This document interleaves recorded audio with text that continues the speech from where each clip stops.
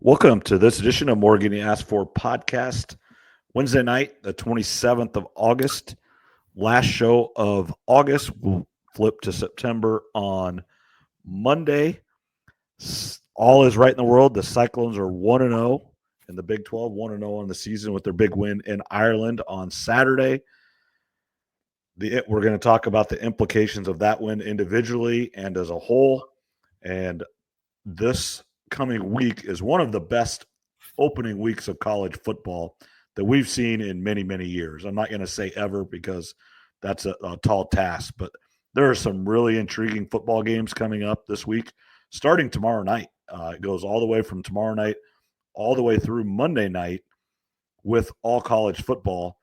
And they've taken advantage of it pretty well. And I know one of your ideas you want to talk about is how teams could even take more advantage of that going forward. Yeah, it's good that football's back on tomorrow night. I'll admit, this past Sunday when I woke up, I was looking to see what college game was on because obviously the NFL preseason ended on Saturday, and I just figured there would be a game. So I was a little disappointed when I woke up. I'm like, man, no football on today or Monday. So, but for Iowa State, obviously a big win, tiebreaker implications, and then of course, you didn't pick them to win.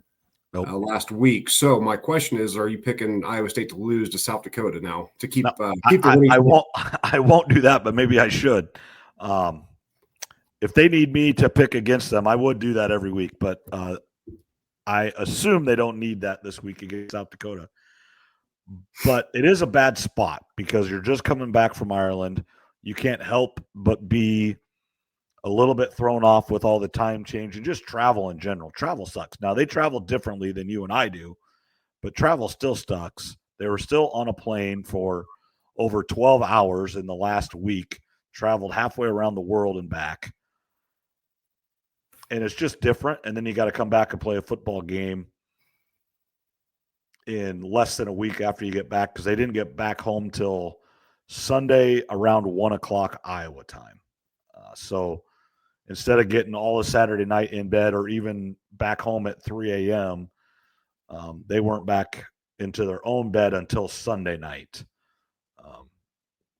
Now, it's going to be interesting going forward these next few weeks. And I've heard some people talk that on Iowa Everywhere and Cyclone Fanatic and KXNO that after these 4 weeks during that bye week, somebody would like to get Matt Campbell, Jamie Pollard, or one of his staff members, the nutritionist, whatever, what really all went into that and how well did it work and what did they fight going forward? Because they're not going to say anything right now and they're not worried about right now. They can't control it.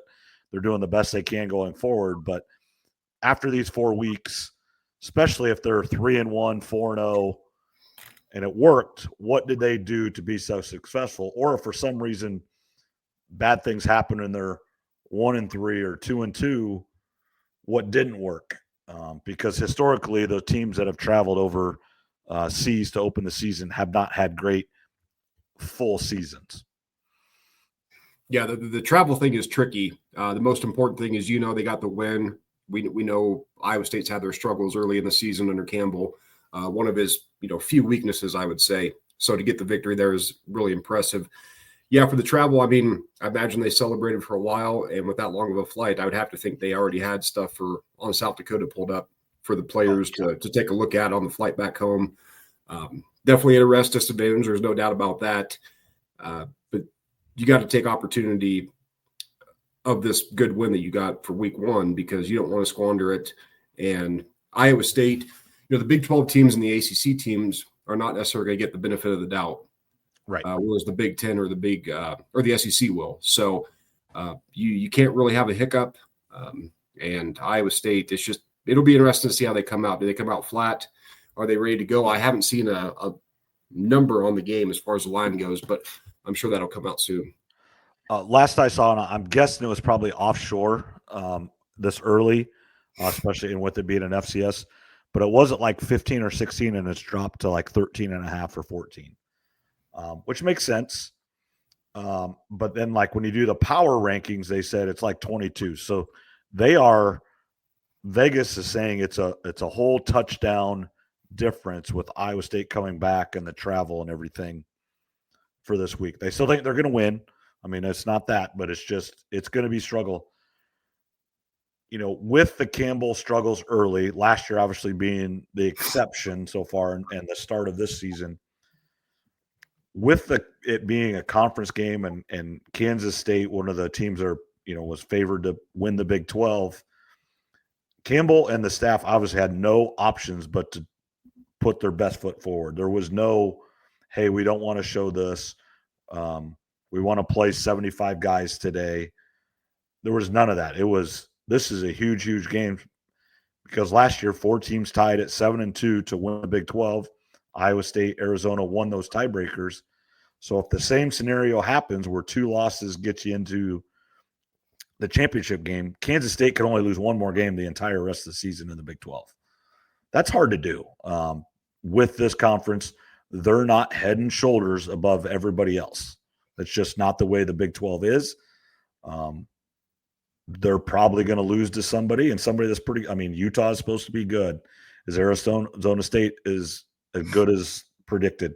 I can't tell you their schedule. I don't even know. They might not even play those teams. That's a whole nother argument and discussion. But there's good teams. There's 6, 7, 8 teams that truly feel like they can win a Big 12 championship or at least get to Arlington. And Iowa State has essentially a road win because Kansas State gave up the home game. So Iowa State does not have to go to Manhattan like they were supposed to go this year against the Las Vegas favored Big 12 champions. So they have a huge leg up. Essentially, if they would tie with Kansas State, they would get the nod because they have the head-to-head tiebreaker. Yeah, the tiebreaker is massive. And I was watching Bruce Feldman a little bit earlier. He actually picked Iowa State to make the playoffs. So I've seen that in more than one spot. They moved in and even I saw one where it has Arizona State and Iowa State in the playoff. Mm-hmm. So even 2 teams. And with this win, and if Iowa State could get to the Big 12 championship with 1 loss, you're going to have an argument. And then maybe you lose that game. You can't lose like you did against Arizona State, but maybe you do lose on a field goal or a 1-possession game, and you have a better argument. Yeah, that's exactly right. So Iowa State, a really good start. What were your thoughts of the game? Did you see anything that you liked, didn't like? One point of the game that I really did appreciate from Campbell is I think it was their second drive, but they had that 4th and short, and he decided to punt. I thought that was the right move because it's rainy. Your defense is playing good. I know everybody wanted him to go for it, but I thought that was the right call. Yeah, he overall he did a great job. The first half, I don't think people, and it didn't show. I mean, it showed on TV, but I don't think people understood how hard it actually was raining, and they had a whole bunch of fireworks, and I think this played into it as well. The smoke and stuff when they punted that first time, and they fumbled. Kansas State fumbled, and then 2 plays later, Iowa State fumbled it right back. There was a lot of smoke still in the stadium. It was raining. It just was not good. I don't like that play. I just don't like the toss. It wasn't, everybody's saying, Boo Sama fumbled. It wasn't a great toss. Now, could you make the argument you should have caught it? Yes. But it wasn't a great toss and bad footing. Just turn around and hand it to him or Rocco sneak it, whatever. That just wasn't the play call in that situation with the field conditions and the weather. Obviously, the offensive line did not start off well. Obviously, I think, maybe they were a step slow to start. But I also heard that they were expecting a 3-down alignment, like Iowa State plays, is how they played in the past. But Kansas State came out and played a lot of 4-man front. Mm-hmm. So the offensive line was just not ready for that. And then obviously they made adjustments and different, at halftime and even throughout the first half. And they played much, much better in the second half. And that is going to be one of the best D-lines that they're going to see all year. And if it's not the best, Iowa's going to have something to say about that. But Kansas State defensive line is supposed to be one of the best in the conference and the country. And in the second half, they showed how good they can be running the football and did a much better job against the pass. Yeah, I'm going to have to go with Al Michaels here. I think he was the one who said he hates fireworks before games, especially in dome stadiums. This was outside, but yeah, I'm kind of one of those guys too. Like, can we just stop with the fireworks before the game? or at least if you're going to do the fireworks, have enough time where the smoke can clear. It looks bad on TV. I don't like that myself, but that's just me complaining, I guess. Yeah, big win for Iowa State. The protection wasn't the greatest, like you said, in the first half, but it seemed like they settled in as the game went on. And of course, the toss that you mentioned, I didn't love that play either. Of course, it's easy to say that now since it was a fumble. Right. But if he walks into the end zone, no one says anything. But nobody says anything. So it's a massive win, the tiebreakers, all that kind of stuff. And we'll see what happens Saturday. I'm sure they're going to win. And then it really comes down, obviously, to the Cyhawk game. And if they can win that, get to 3-0, the Big 12 and the ACC teams, their rankings matter more than the other conferences. Because like I said, those other conferences are going to get benefit of the doubt, unlike the Big 12 and the ACC. So just a great start for Iowa State for sure. Right. And kind of getting on to that ACC Big 12, the Big 12 has several games coming up in the next 2 weeks, non-conference, really all non-conference season, to win some games against the SEC and Big 10 that would really benefit them going forward. Baylor at Auburn. There's some people that are picking Baylor to win the whole league. You can't go to Auburn and lose to one of the bottom third of the SEC teams. You can't do that. Cincinnati has a chance. I do think Nebraska is going to win this game, but Cincinnati has a chance in Arrowhead. So you're not going to Memorial Stadium, but in Arrowhead to play Big Ten Nebraska. There's a few others sprinkled around, and then obviously Iowa State's going to have a good chance, a good opportunity against Iowa. But these are the Big 12 is going to get less and less chances going forward. I truly believe that. But right now they need to beat the teams they're supposed to beat. Obviously if you're going to go play Alabama or if you get those games, it's going to be very, very difficult. But, the teams that you are even with or supposed to be better than, you really do need to beat them and take advantage.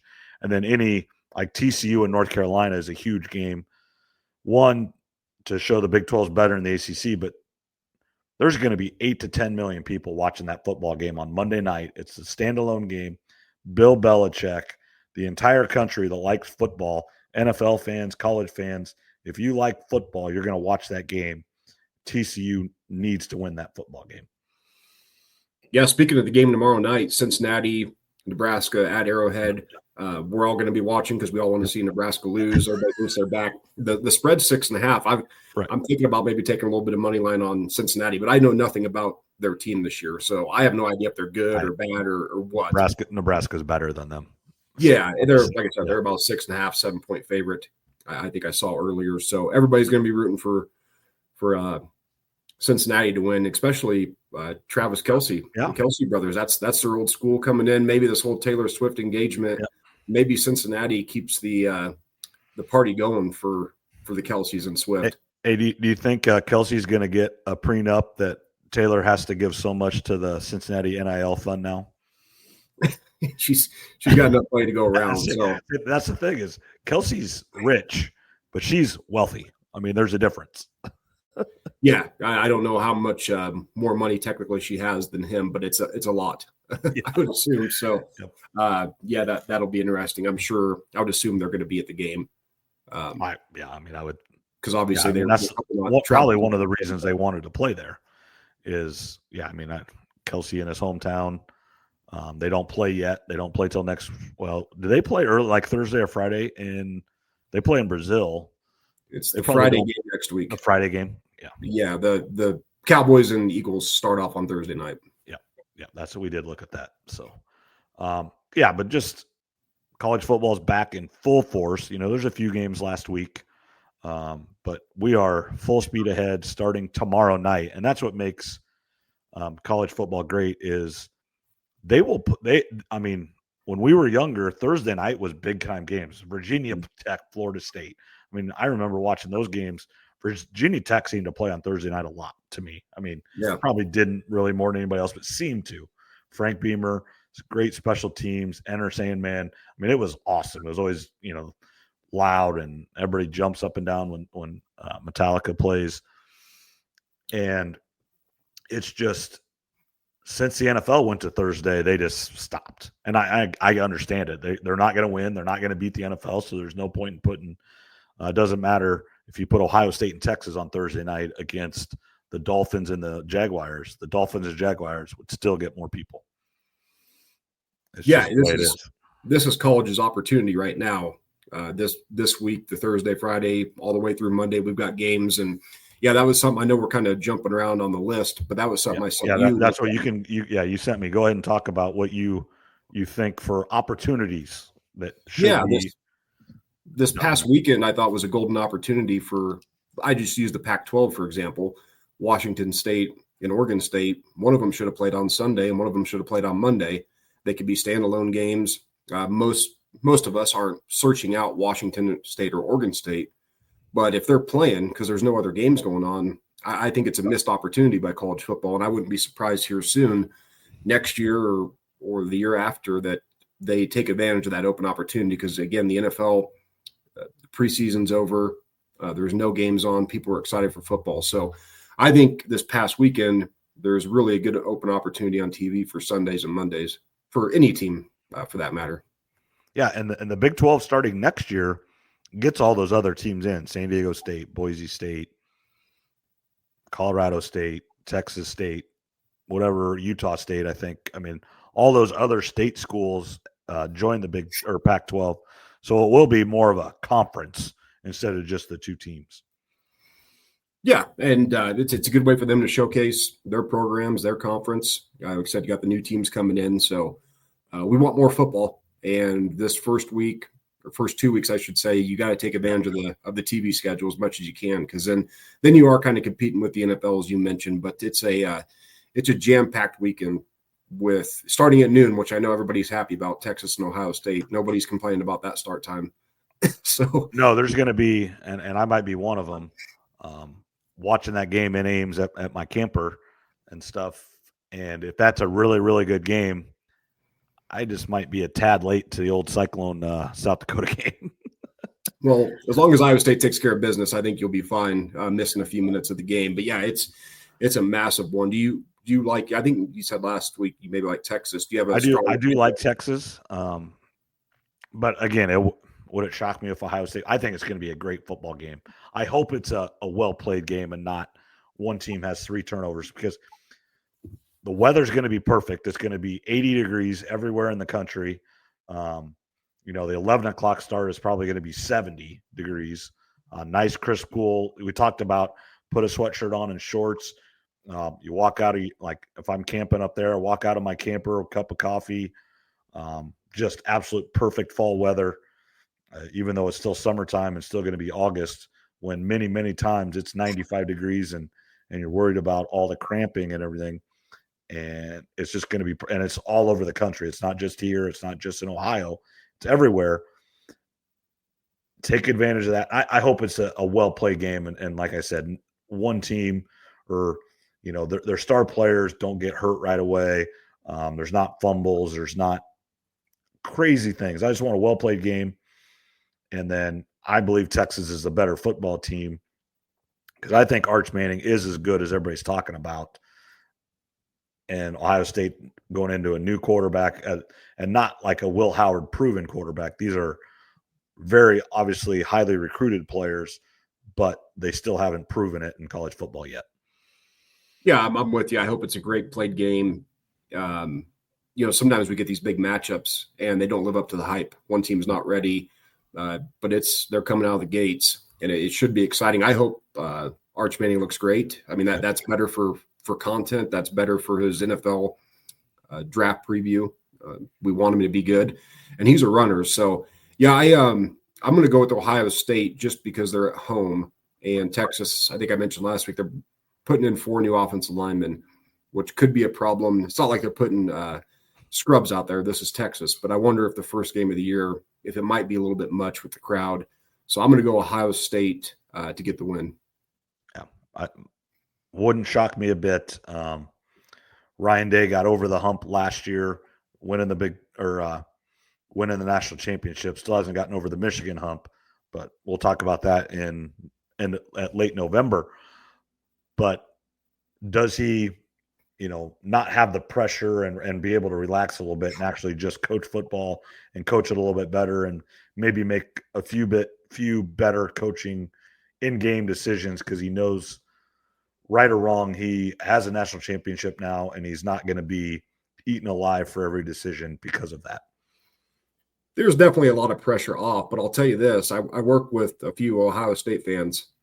And is it just as high though, really? Well, what I would say is like if Iowa or Iowa State was to win the national championship in football, but you lost the Cyhawk game earlier in the year, you and I wouldn't care because they won the national title. Yeah.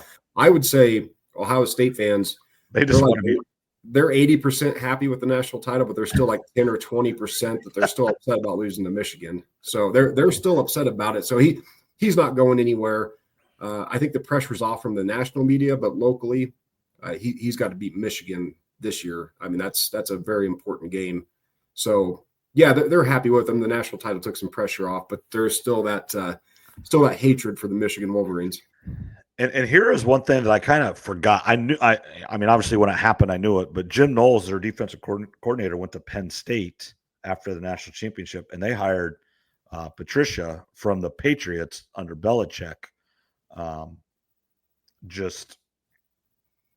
He went to the Lions as the head coach, correct, and was bad. He went back to the Patriots and was the offensive coordinator after being the great defensive coordinator. I don't know what was going on there. It didn't really work out. Now, obviously, he still landed a great job there at Ohio State. That's one of the best jobs in the country. Probably getting $1 or $2 million a year to be a D coordinator and not have to deal with a bunch of crap. But it'll be interesting to see him in college because much like Belichick, I don't know if he's ever been in college or done any college level coaching up until now. Yeah, it's a good question. I don't know his recent history so much after the Lions. I kind of just forgot about him. But yeah, it's a new defensive coordinator.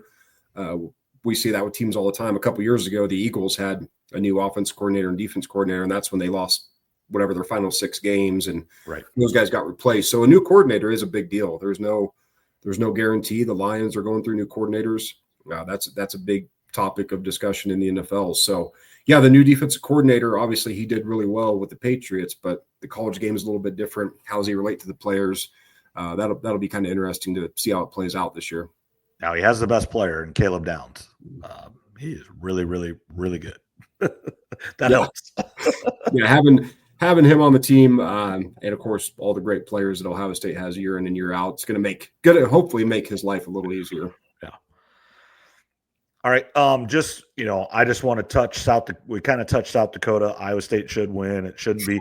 The one intriguing thing is South Dakota's quarterback went to Iowa State out of high school and played there for a few years, never played, was the backup to Hunter Deckers his redshirt year. And then he went to South Dakota, has had a great career there, led him to the Final Four last year, 11 wins. He's from Minnesota. His dad played for the Vikings. So it is kind of a homecoming to him. And they wish him well. It wasn't a bad break. He just got beat out and wanted to play. So you transfer. That's the life of a college quarterback today. There's only one guy that can play. And if you see the writing on the wall, it's not going to be you. And he might have saw Rocco Beck coming in. I don't know exactly all their timelines. If he got beat out by Rocco Beck too, you saw that he was going to be better than him or whatever. But that's the one intrigue. And then South Dakota just in general is going to have a lot of Iowans. A lot of Northwest Iowa kids go to South Dakota State and South Dakota, North Dakota State. Just they're some of the top FCS teams in the country. I'm going to guess they're going to have 20 to 25 kids on their team. At South Dakota, we had a kid from Ottumwa 10, 15 years ago. Ben Kramer went up there, was our best player, went up there and had a good career. He had a great couple weeks one year. They played William Penn. They came down. I think William Penn went up there, but they played William Penn. And then either the next week or the week after, they played at Oregon. You think about the difference there. I'm sure they paid William Penn to play them, and then they got paid a lot to go to Oregon. But he played William Penn here in Oskaloosa, Iowa, and then at Autzen Stadium. I'm assuming William Penn went up there to not Brookings. I think it's maybe Yankton. I don't know which town it's in for sure, but just the variance in teams that he would have played. Yeah, I should know where it's at. We went to football camp there in high school. Now I can't think of the name. I know South Dakota State's in Brookings, but that's why I hate these smaller schools sometimes, like I've always said about UNI, because it's full of a bunch of players that were told they weren't good enough to go to Iowa or Iowa State or other schools. So it gives them a good revenge opportunity. And yeah, you're right. Going from William Penn to Eugene, Oregon, that's probably about as drastic of a change or a difference I've ever heard. In back-to-back weeks or whatever it was. So it'll be a good little homecoming for him. And yeah, these games always scare me a little bit. Massachusetts and Albany for Iowa. I'd prefer to play teams like that rather than UNI. Yeah, UNI, South Dakota State, North Dakota, they're some of the best teams. They would finish probably middle of the pack in like the MAC or the Sun Belt. They're better than South Dakota would beat Albany most times. I truly believe that. They're better than Albany. Even though Albany's true Division I. No, they're FCS too, but they're better than all. But South Dakota State, North Dakota State, they're probably better than like Bowling Green. Bowling Green has finished well, but the Bowling Green team recently that went 1-10 or 2-8, whatever it was, those teams would beat them. And then the other thing is early in the year like this is South Dakota's first game, and that's why North Dakota's came into Iowa State and beat them. North Dakota State went into Kinnick and beat Iowa. They're good. They have good players, and they're not hurt yet. You play them when the SEC schools, when Mercer goes to Alabama, week 10 of the season, they're beat up. They don't have the depth. That's the difference. It's like high school, Ottumwa versus Sigourney Kyoto. Their first players, Sigourney Kyoto could have just as good of players, if not better players, but they don't have as many. So over the course of an entire game, or if you play that game in week 7 or 8 versus week 1 or 2, Ottumwa's most big schools, I'm not going to say that every time, most big schools just are going to be better because they have more kids to choose from. And that's the same thing with Iowa State, Alabama. Once they get a couple of guys hurt or whatever, they just don't have the guys to replace them. Yeah, the depth is a big issue for these schools, and you're exactly right. I mean, South Dakota State, North Dakota, they can play. They've got real players, and going later into the season, that's they don't have the depth, like you said. Now, we should get on to the SEC schedule, I think, or the changes that they're making.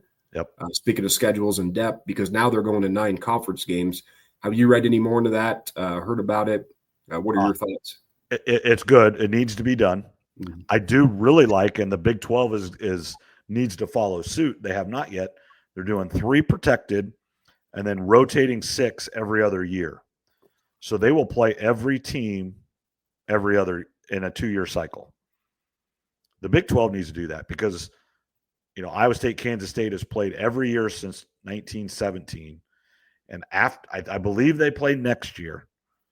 But then after that is not on the schedule for a year or 2. There's only 4 protected rivals in all of the Big 12: Arizona, Arizona State, Utah, BYU, Kansas, Kansas State.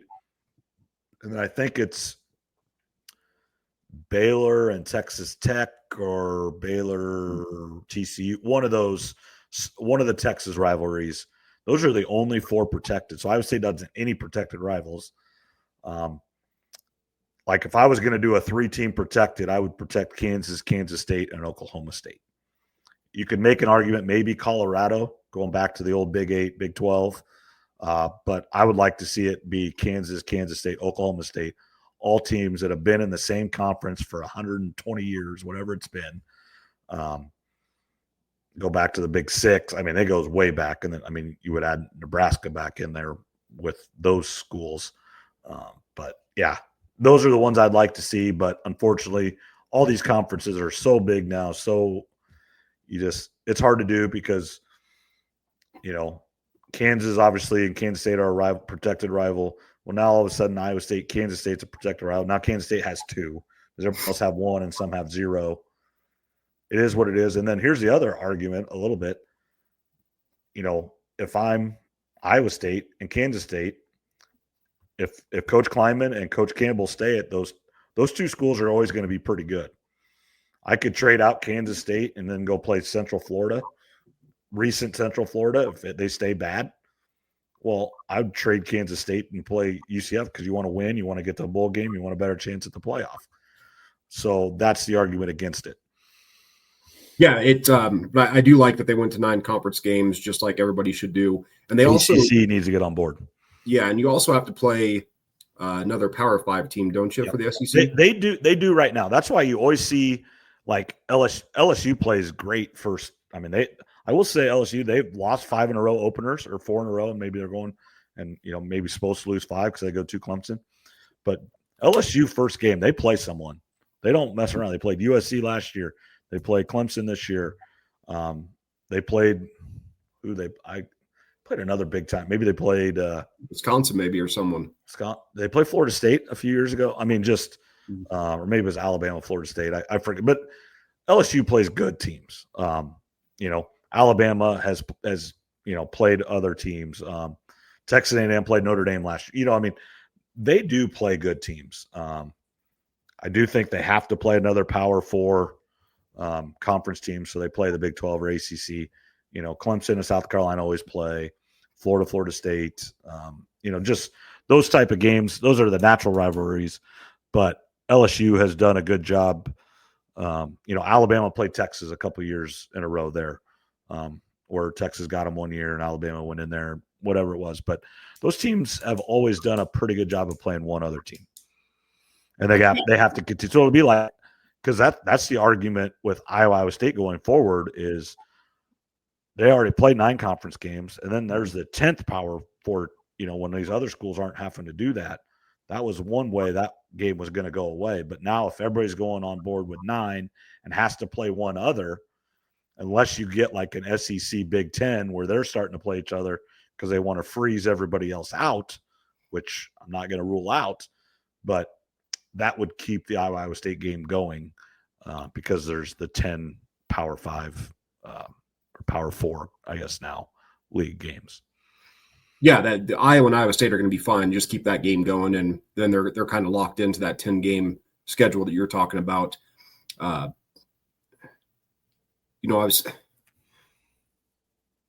There's more big games now, it feels like to me. Yeah. Now, maybe that's just my imagination, but I wonder if it isn't, but I agree. But I remember and some of it is maybe there were less than, but like Notre Dame and Miami in the late 80s, early 90s was awesome. I remember when Miami came up to Kinnick Stadium and played probably like 91, 92, when the Hurricanes were on a roll, maybe even late 80s. I mean, that time, 8, 9, 10, 11 years old. Notre Dame went everywhere, and they always have, and that's why they're one of the biggest brands of college football. They always went everywhere. I mean, a few years ago, Georgia went up, played at Notre Dame. The first time Georgia had played north of the Mason-Dixon line in like 100 years. I mean, it was unbelievable. Yeah, with these changes, it gives us more opportunity for big games rather than Week 10 watching Alabama versus Mercer. And, right. Nick Saban used to call it the fans because, it's hot. Who wants to go there? Depending on when they play, I guess. But, right. You can't really blame the Alabama fans or some of these other programs when they, the kids don't get in because you're playing a bad opponent. So I think it's just good for us as viewers, though, because it's going to be more big games on TV. Yeah, and then the argument with all this is the Hawkeyes this year play at 5 o'clock or 5:30, and then when they play UMass in a few weeks it's at 6 o'clock or whatever. But with all the different streaming and all the different networks, and the Big 10 and the Big 12, they're part of ESPN, they're part of Fox, they're part of Peacock, they're part of Paramount Plus, whatever. You name it, they're on it, which I understand. I get why you do that. The more money you get, the better. But these more and more people TV networks want the games on prime time, or they want it filled from 11 a.m. to 10 p.m. at night, because now you don't have the Pac-12 after dark like it used to. Some of those big, sometimes USC and sometimes UCLA. But if UCLA and USC are playing Penn State, they're not going to want to start that game at 11 o'clock Eastern. They want Penn State in another time. So they're not going to have USC play at 7, 8 o'clock at night if they're playing Penn State, which would be a big game. They're going to play it at, even if it's at Memorial Stadium out there in California, they're still going to play it at 3 or 4 o'clock. So it's a 7 o'clock kick on the East Coast. You're going to get the Arizona State versus Kansas State at 11 o'clock Eastern time. That's the game you're going to get. Or USC versus Minnesota. Those are the games. You're not getting that big, where you see all the highlight and the big game getting over right at midnight. Yeah, the streaming, I haven't even thought about that, but you're right. I mean, most Hawkeye games are going to be on FS1 typically, or Big Ten Network, I should say. How about this? The Cyclones are right after Texas and Ohio State on Big Fox. I mean, if you're that Aiden Bowman or Bowman, I don't know exactly how to say it, you are playing on Big Fox this Saturday. That is awesome for all those kids, all Iowa State kids. They're used to it a little bit more, but an FCS school not going to Autzen Stadium, not going to the Big House, not going to the Horseshoe, not going to Bryant-Denny, not going to the Death Valley. You're going to Ames, Iowa, and you're on Big Fox. That is awesome for those kids. Yeah, it should give them a number boost, too, for the ratings. But, yeah, that's going to be awesome. I mean, their families and friends are going to be able to watch that game. Easy access to it, right? Yep. I mean, basically everybody's got that network, it seems like. So, yeah, really a great opportunity for all those kids, for both teams. Yeah, and, I mean, it's going to help Iowa State's. People are going to watch the Ohio State-Texas game. Hopefully that game's really close and it comes right down to the wire. And then, as soon as the game's over, they're going to walk and get something to eat or drink, but they're not going to change their channel yet. And they walk back in, their TV is on. Hopefully the game started right away and Iowa State's already up 7-0 or whatever, but they're like, hey, that's the team that beat Kansas State last week in Ireland. Let's see how good they really are. And that's what you want. And that's how you get a bigger rating. Yeah, absolutely. And do you have, what's your, I'm guessing Texas, Ohio State is your number one, but what other game this weekend are you looking forward to the most? LSU and Clemson. I really like that one. Clemson's a lot of people's pick to win the whole thing, and win the ACC, and I think they're going to do well. Brian Kelly, this is a big game, huge game. I think they need to win this game. They don't have to. They could still win the national championship by losing it because they're playing one of the best teams in the country on the road in one of the toughest places to play. But LSU has as good of players as anybody, and he needs to win a game. I think he gets a little bit of a bad rap. Now, I don't think he's the best coach in the country, but he's better than a lot of people give him credit for. He won at Grand Valley State. He won at Central Michigan. He won at Cincinnati. He won at Notre Dame. He's won at LSU, not to the extent he wants to or needs to, but he's been pretty good. And he needs to get to the playoff this year. And for LSU fans, they want to win the West and play for a championship. And I think he has the team to do it. He's got an experienced quarterback that came back, which is the number one issue in all of college sports, the number one position in all of sports. If you have a good quarterback, you got a chance. Yeah, this is a massive game for Brian Kelly. There's a lot of pressure on him, and you've got two potential first-round quarterbacks playing in this matchup. It's probably my number two favorite game as well. Maybe number one, just because it's going to be a night game there in Death Valley, which is always a great scene. Yeah, LSU's under a lot of pressure. They've got an extremely tough schedule.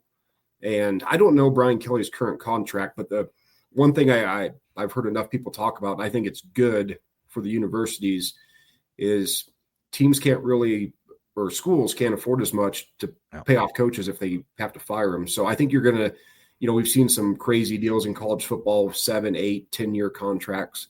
The Jimbo Fisher one at Texas A&M. We're not going to see that anymore, which is good for the universities. No, it's real good. The buyouts aren't going to be as much for when you get fired. I think the buyouts are going to continue to be big if you leave because those schools want that money. And then I think the other thing that's going to happen, and I hope this starts to happen, the coaching contracts to level out. You're still going to get raises and stuff, but you're not going to go from 7 million to 12 million. It's just going to be a nice escalator, whatever it is. But much like, Matt Campbell just signed a new contract, and I think really his contract was like $7 million a year, but he gave $1 million a year to his staff to increase their pay. Then he gave $1 million a year to the NIL. So I don't know if his actual contract is $7 million and literally he's giving that money back. I don't know how the accounting part is work, or his contract's $5 million with the agreement of $1 million from whatever going into the NIL fund, and then $1 million just to increase his coach's salary. That's just accounting. It's the same money. However it works, it works. I wonder if more teams/schools just are going to say, hey, you're not going to get a raise. We'll give you more years, whatever. But the raise is going into the players fund, because all the coaches, every single one of them, yes, they want money and yes, they want a lot, but $12 million, $13 million, they're doing just fine. They can give up $1 million to help their players. And if it found out that they said no to that, that would be holy hell to raise. Yeah. Speaking of money and Brian Kelly, I think I saw some headline that he said his mortgage depends on these young players. Kind of a silly thing to say, given how much he's not wrong, but his mortgage is well and paid for because of his tenure. He's been a long-time head coach. Now, if you're the analyst, 27-year-old that just got married and have a young kid that's getting $100,000 to be an analyst, and you are making a payment, and when you're an analyst, you're working 100 hours a week. So your wife, if you got a little kid, I'm sure she's staying at home with the kid because you can't be there. Your livelihood does depend on those 18 to 22-year-olds and that head coach to win or move on and hopefully take you with them. So your livelihood does depend on that. Now, Brian Kelly, because he makes $10 million a year, his mortgage on his house is better. He probably has a $3, $4, $5 million house. So that's not a cheap house to have. And even if he paid cash for it, it's not cheap every month just to keep that house going. No, it was just it was a funny comment. Yeah, it is. It is. I get it. But he's not wrong in the big concept. Because if they don't win this year, he gets fired and then he has to make changes. So he's not wrong, but if he doesn't get fired, he still gets the check for the rest of his contract. The coordinators, the analysts, everybody on staff, they don't get as big a payday. So his livelihood doesn't, but a lot of people that he cares a lot about and work under him do. It's the changing landscape of college sports. The money, the NIL, it's really shaking things up, and they're still working through it. But like we just talked about, the SEC going to nine game conference. There are some improvements being made. Still got a long ways to go with how the money is distributed, where it's coming from. Still work to be done, but there are some positives. Yeah, it's just, and it's going towards it, and it's getting closer and closer. I just don't want it to be NFL light. It is a different game. You play by different rules. It's getting closer and closer to professional sports. There are things about college football that just make it college football, and try to keep those as much as you can. Yes, the players need to get paid because of what they do. But there is a line there, and I don't know what it is, but there's a line there that needs to not get crossed. So it's still college football, not minor league professional sports. It is minor league professional sports, but let's not play by those rules yet. Yeah, the players are obviously getting paid. Speaking of one thing, I was just texting the guys earlier tonight. One of the best things about college football, obviously, is the campuses, the bands, all the different stadiums. And for Cincinnati and Nebraska playing at the Chiefs Stadium tomorrow night, I hate when they go to NFL stadiums. I don't like that. And I hate even more when they play in baseball stadiums. So keep the games on campus as much as possible, in my opinion. Yeah, and I agree with that. But I will say this. Going to Arlington last year, it is super awesome playing in those stadiums because those stadiums are different. And maybe some of the SEC schools stadiums are. I don't think they'd be quite like that because they still are old. They've all been redone and added on to, so it's like Kinnick. I mean, Kinnick is awesome. It's been redone. But it's still a 100-year-old stadium at its core. You know, Jerry World is 10 years old or whatever it is, and you can tell. And it's just everything's just so much bigger there. And maybe that one's better than most. I haven't been to a lot of NFL stadiums. I've been to Arrowhead and stuff, but that stadium was unbelievable. And just when you walk around, now I understand it also wasn't full, so just everything wasn't crowded. If there'd have been 85,000 people in there, it'd have been different. But just everything's so much nicer, bigger. It's just set up to be so efficient to get anything you want. Instead of waiting, there's no lines. There's just so many more bathrooms. The concourses are wider. Just everything's bigger and better in new stadiums. And that's why everybody wants a new one. And for the conference championship games, I agree with going to neutral site. Lucas Oil for the Big Ten is a great environment. Been there before. And you're right. So a lot of these college stadiums are 80, 100 plus years old. They've been around forever. So even though they've made upgrades to them, still always got to wait on the bathroom and concessions, where a lot of times you go to a pro stadium and they've just got it set up better because it's newer and the designs are more improved compared to these older ones. Yep. I agree. It's just, and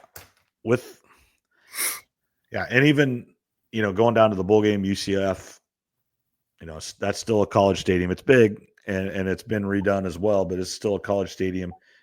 I'm just trying to think anywhere else I've been recently. Arrowhead is it. So no, I really haven't been to any other NFL stadiums. I know like Iowa State's played in, in the bowl game and Fiesta Bowl, they played down in Arizona. In that one, they played in Las Vegas when they played UNLV at Allegiant Stadium. So Iowa State has tried and done a pretty good job of trying to play in different places that have these NFL stadiums. And they, obviously they played in Arrowhead several times, going back to when I was there at Florida State. And then they played Kansas State twice at Arrowhead, probably somewhere right around 2010, 2012, somewhere in there. I'd have to look back for sure. Before we move on, I do want to talk one more college thing. They are honoring the 2000 football team this weekend at Iowa State.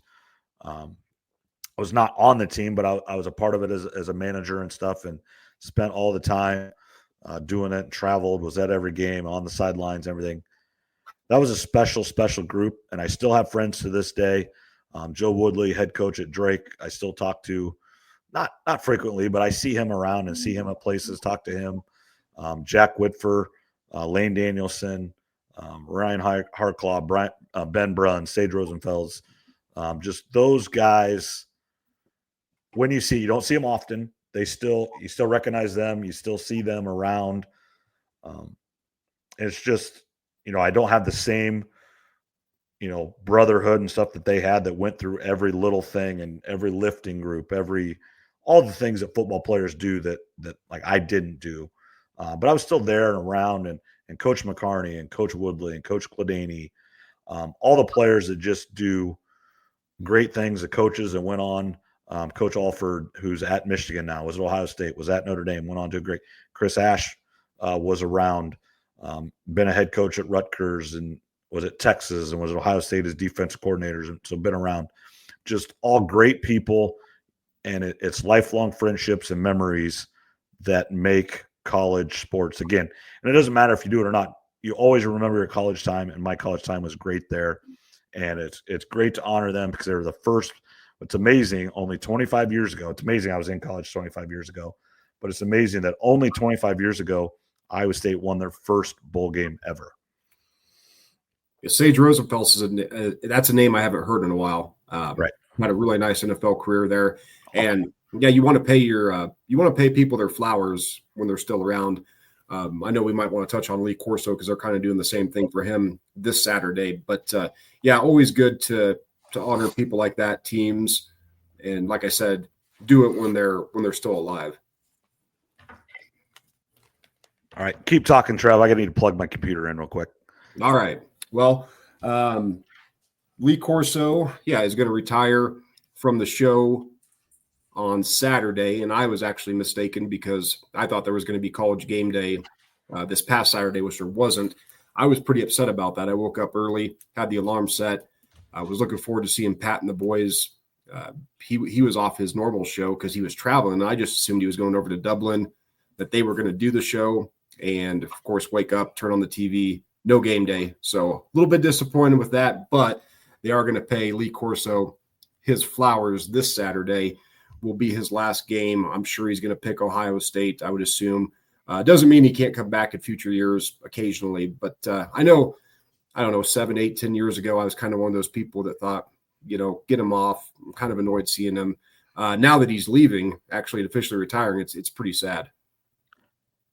I don't know if you watched this, but they had a documentary on, I think, the Friday night before, and it might have been on right after the Iowa State game. I sat and watched it, and Lee Corso, I don't remember him not doing it. I think he started in like 1987. They didn't start going on the road till later, but College Game Day started in like 1987, 88. And it was amazing to see him and Chris Fowler was like started in like 1990. Tim Brando actually was the host of Game Day with him in like 87, 88. Tim Brando is actually calling the Iowa State game this weekend for Fox. And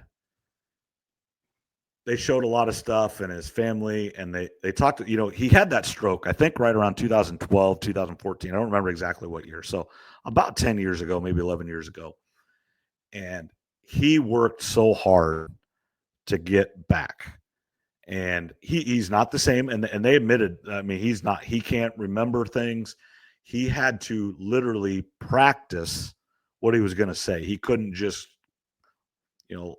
we have highlights that we talk about, but I don't read off of notes what I'm going to say here. Just kind of, we have conversation here, which what he had always done is just have conversation with Kirk Herbstreit and Chris Fowler or whoever it might have been.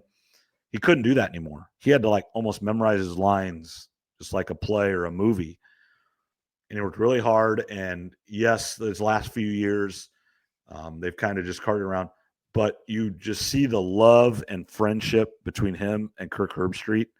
At the end of that, they had a whole bunch of, like Mike Tirico, just a bunch of people come say just how much they meant to him.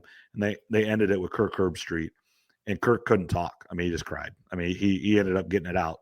And they were showing Lee Corso, and he was crying. And they had his kids, his grandkids, and just crying. He is 90 years old. So I don't care. And he's had a stroke. I don't care who you are. You're not going to be what you once 30, 40 years ago were. That's just the life. I am glad. And they talked about how much, in 2020, he stayed at home. He just thought it was best for him. He was, 85 years old, and he shouldn't be traveling around the country being around a lot of people, which I understand. And I kind of forgot a lot of the things, but they set things up in his house, and they did awesome things there at his house for him. And they said it was a lot of his ideas. Now he would just give them an idea and they do it, but he is college football. It's what we grew up. You turn on, and I'm going to do it on Saturday. I'm not going to stay all night Friday night in the camper at Iowa State, but I want to get up early. I want to get the TV on and watch game day and watch it the entire time and then go right into Texas and Ohio State. And it's going to be sad. I'm going to cry. I guarantee it. I cried a little bit there because he is college football. Everybody waits for him to put on the headgear, and then it's ready for college football. And many, many times over the years, you would go from ESPN, and then you'd switch the channel over to ESPN2 to watch the Hawkeyes play at 11 o'clock. How many times? 100 times over the course of the last 30 years that the Hawkeyes are on at 11 o'clock on ESPN2 or ESPNU. Beth Moen's calling the game. That's just what it was. Mm-hmm. Yeah, it's a tradition now, and it's going to be sad to see him go. He's helped raise college football to another level with that pregame show. All those guys have. I saw the video that you're talking about. I didn't see the full. Yeah, I didn't see the full documentary yet, which I'll try to find it. But I did see like the 7-minute YouTube video that they put together. Everybody thanking him, Mike Tirico, his kids that you talked about. So, yeah, it's going to be emotional. I remember being a young kid, junior high school, and we every morning, me and all the buddies, Taylor and Cody and Al and all the guys. I mean, we'd wake up and be laying around. You'd throw game day on, and you had to see who Corso picked. It was a big deal. So I know when game day came to Iowa, maybe 2005 or 6. I think for the Ohio State Hawkeye game day came, and we went up and kind of tailgated. We had a little grill, me and some friends did, and you had to go. We made signs, and you had to go see who Corso picked. Yeah, and that's the last 2 times in the Cyhawk, they were there. Obviously, went and watched them both times, and then this year's Cyhawk, it's Fox is going to be there. So I'm going to go watch that and see how different. It'll be interesting to see how different that one is. One, it's an hour less, so you don't be there quite as early. But yeah, and another documentary that I super recommend is America's Team on Netflix. Dallas Cowboys of the '90s and Jerry Jones and everything he went through. It's great. Here's what all this is doing, and we've talked about this over and over, and I'm going to continue to talk about it. I'm old.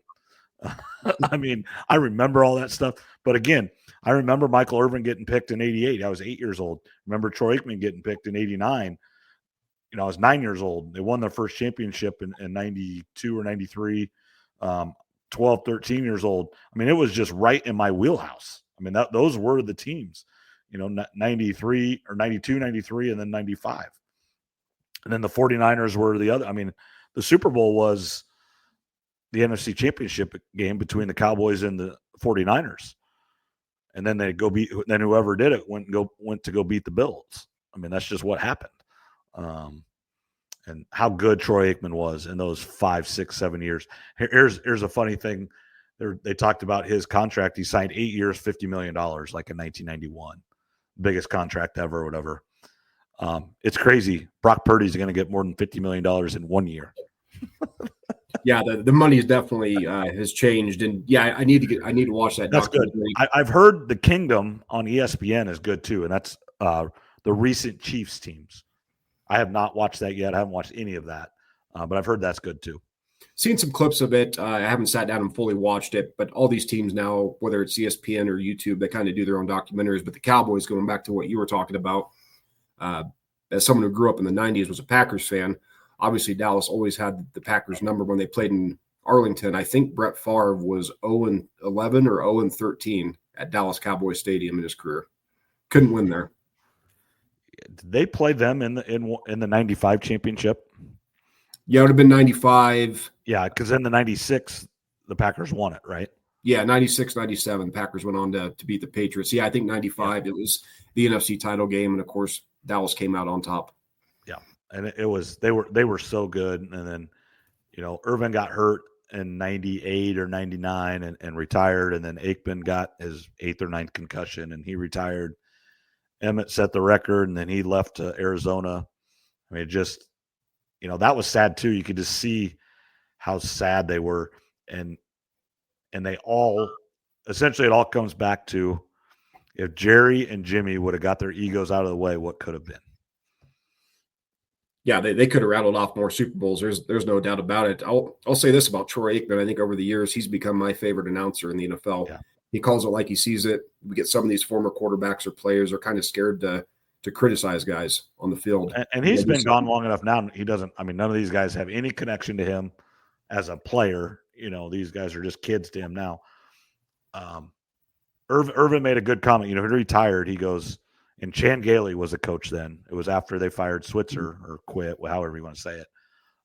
He goes, if Jimmy was still there, I would have played. Yeah, that's how much just he could see it. It just wasn't. Yeah, it just wasn't the same, and he knew it, and it's just like there's no point in trying anymore. Yeah, the split with Jimmy Johnson has to be the biggest mistake that Jerry Jones has ever made. Like you said, getting their egos involved. They could have had some more years of really high success, and Yeah, the Cowboys. It seems like no matter what, we always find a little time for the Cowboys, don't we? We do. We're already at an hour here, and in this we try to go there, but in the fall here we might just go a little bit longer, and that's okay. On your list here, let me pull it up here. Let's transition to the NFL here a little bit, or anything else in college. But really time to go to the NFL. Any surprising cuts to you? Like absolutely.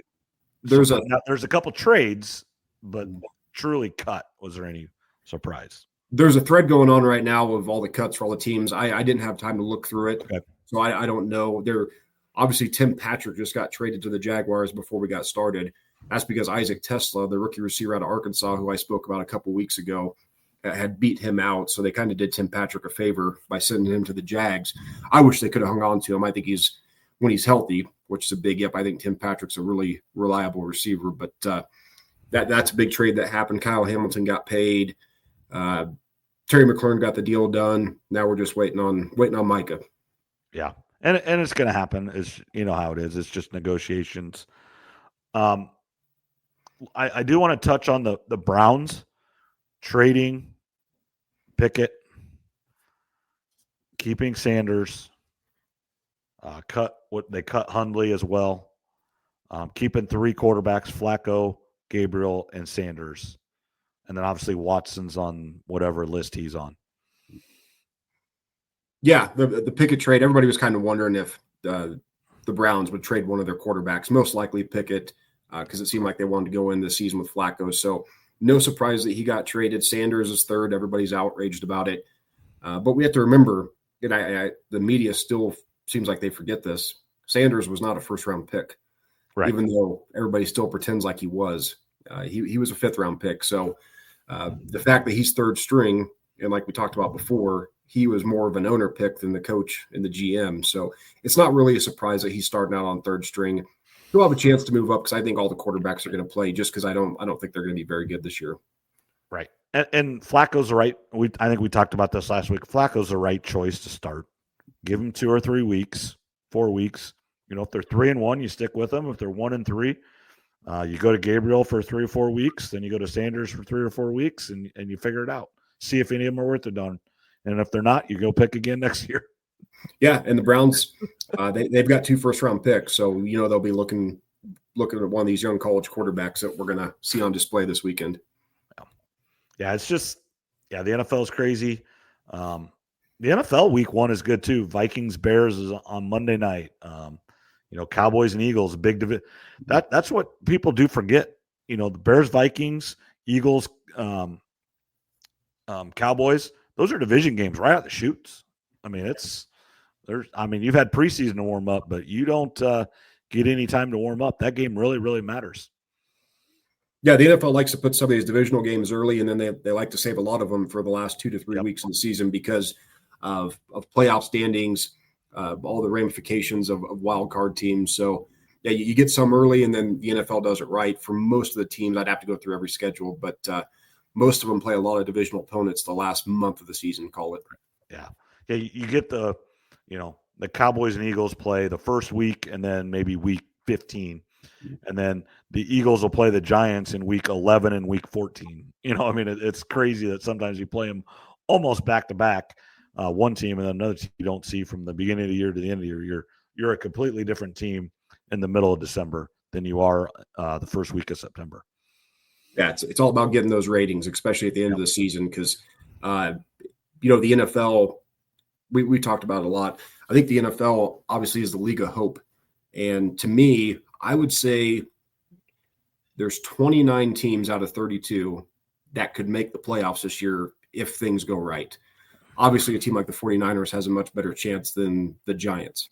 Right. But to me, the Browns, the Saints, and probably the Jets are the only teams I don't really think have much of a chance to get to the playoffs. So, again, do you think the Titans? You do think they can? Yeah, I think they have a chance if Cam Ward hits like I think he's going to in that weak division. I'm not necessarily predicting them, but I think they have a chance. Now, as far as who can actually win the Super Bowl, that's more like 6, 7, 8 teams. But the NFL is really good about that. Well, and that's all they want. It's why they've increased the number of teams that get to the playoffs. It's why Major League Baseball has done it. It's why the NBA does it.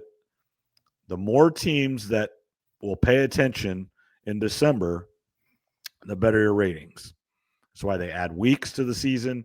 It's why they add teams to the playoffs. It's all about eyeballs on TV. Yeah, and for the NFL, obviously 14 teams get in now. There's some people thinking that they might go 8-8 up to 16 eventually. I don't know if I love that necessarily. I think the format's pretty good right now. You don't want to dilute it too much. You don't want a 7-9 team getting in there, or all 7-10 now, or 8-9, and they haven't earned it, I guess, is what I would say. So I kind of hope they stick to the current format. But again, League of Hope keeps all those fan bases tuning in on Sunday.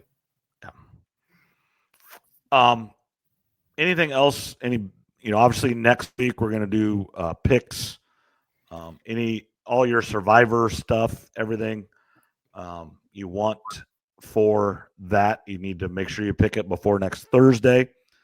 Speaking of that, anybody that is listening, on the comments here, send me an email at morganyouaskforpodcast@gmail.com. Find us on our Twitter, my personal Twitter, my Facebook, or the podcast Facebook. If you would like to join a college pick'em, I will send you out more information on that if you would like to join that. Anybody that's listening, we can do that as well. I know I got 6, 7, 8 people signed up for that. Hopefully get a few more. But the deadline is tomorrow because the Nebraska-Cincinnati game is on that. So we do have to have it in by tomorrow. We do have entry fee and prizes and stuff like that. And if you message me or message Trevor, he can get it to me, and we'll let you know a little bit more information about it and that going forward there. Last thing I want to talk about is golf. We talk about golf somewhat on here, not a lot. Tommy Fleetwood, first win ever, wins the FedEx Cup Championship. Trevor, what do you think about that? I'll give you a minute to think about it. I know we already talked a little bit about it, but I'm going to give you my thoughts on it first, and then I'll let you go. Scotty Scheffler had the best year, not close, and it's kind of the same conversation we just had. The PGA Tour wants people to care about this tournament so bad that they play with the format every few years. I think the biggest thing they did is they moved it away from football, where people, like Sunday, it was all it was on. There was no football on, so people watch that care about golf. And the last few years, the leader started at 10 under, and then everybody else, the second place was 2 shots back and so forth. And if that would have been the case, Scheffler would have won again this year by 1 shot. But this year they did it even. Now, the one thing, they did pay Scheffler a lot at different times throughout the season, who was winning the FedEx, got bonuses. So he got a lot of money already. But I just don't agree with Tommy Fleetwood winning the Tour FedEx Championship with never winning a tournament until the last one, when Scotty Scheffler won 2 majors, not close, would have won everything.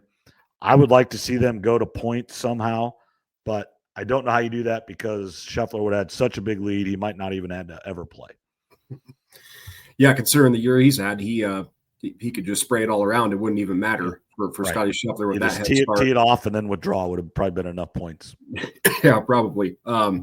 No, for Tommy Fleetwood, I was really happy for him. I think everybody. It's awesome that he won the tournament. He just should not have been able to win the FedEx Cup.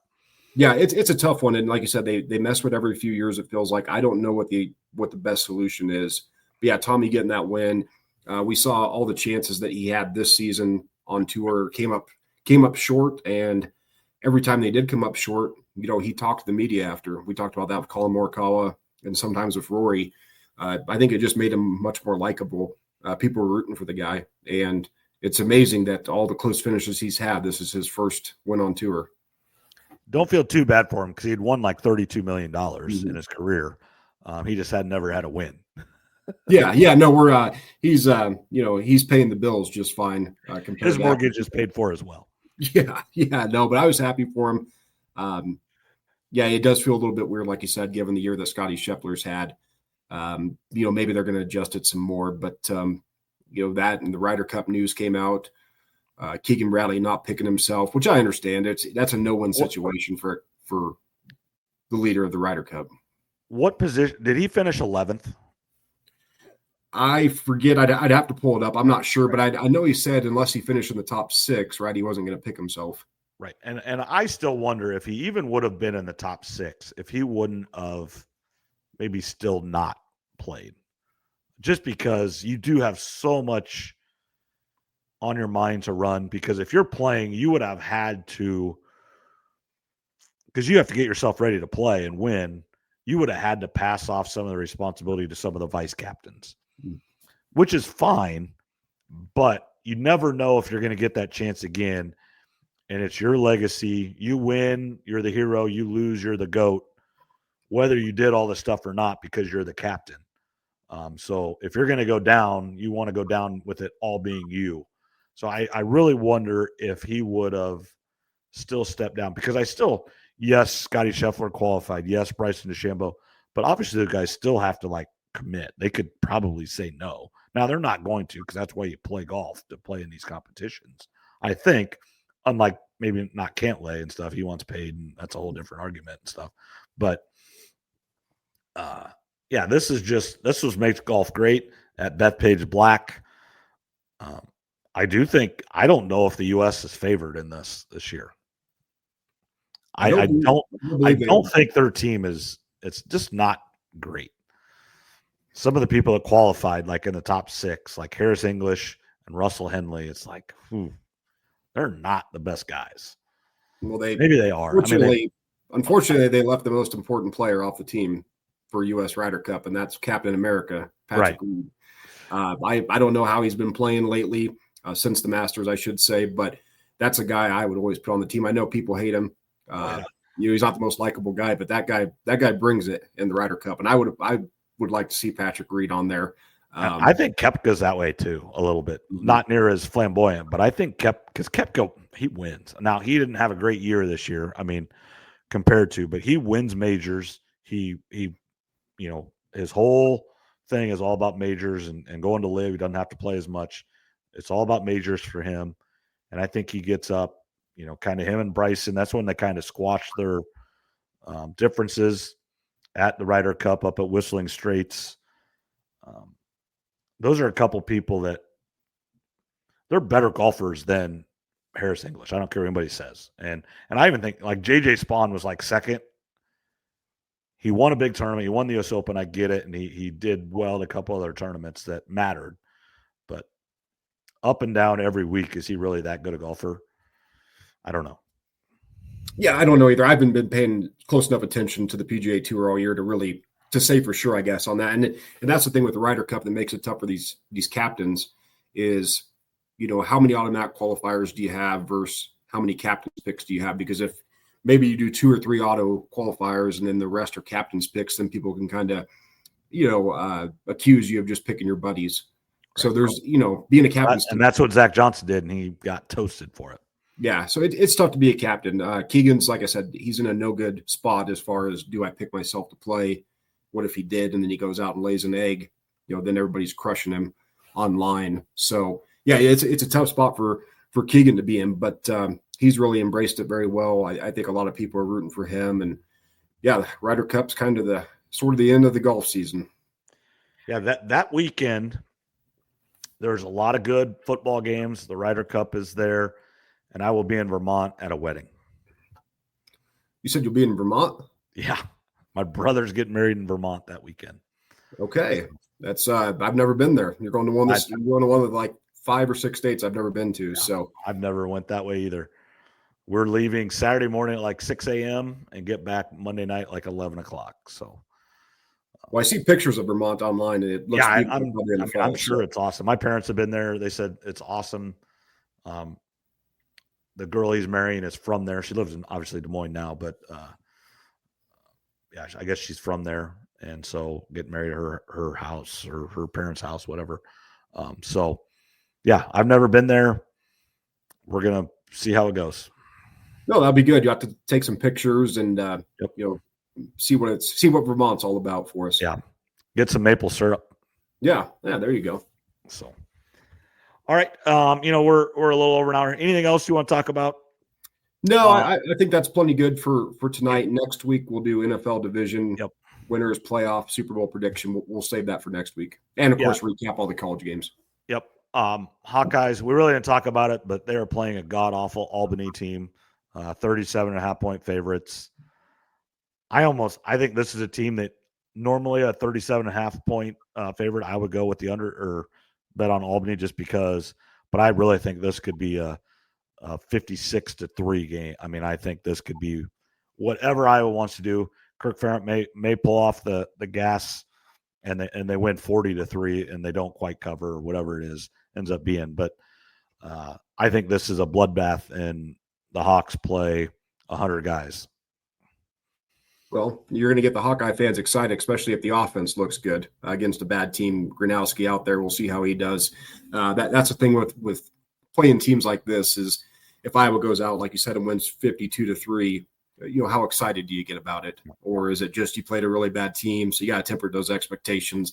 Obviously, the real test will be the Cy-Hawk Trophy and then actually getting into Big Ten play. But, yeah, it's very glad to have football back on TV. This is the best time of the year, like we say, just about every episode. And the best part is it feels like fall out. I mean, it's 75 degrees, 80 degrees every day. It's cool in the morning. It's going to turn hot again. We're going to have 95 degree and it's going to be hot sometime in September. It always is. But take advantage right now, even looking into next week, obviously with the Iowa State game being in Ames and having the camper there and everything, I'm looking 10 days out, whatever. It's going to be 80 degrees and perfect weather again next week as well. Yeah, the weather's perfect right now for Colorado Springs. I mean, it's going to be in the low 70s for the next 10 days with rain, and that's good when you're sitting inside watching football all day. Yeah, it's perfect. So, all right, thanks, Trev. We'll talk next week. Should be talking to wins for the Cyclones and the Hawkeyes, and preview the Hawkeyes and Cyclone game, Cy-Hawk series, and obviously then make all of our NFL picks because going into next weekend, the first full weekend of September, then we've got all kinds of football, both Saturday and Sunday, the NFL kicking off as well. Yep, that's right. So enjoy the games this weekend, and we will talk to you next week. All right. See you later, Trev. Thanks. Have a good one.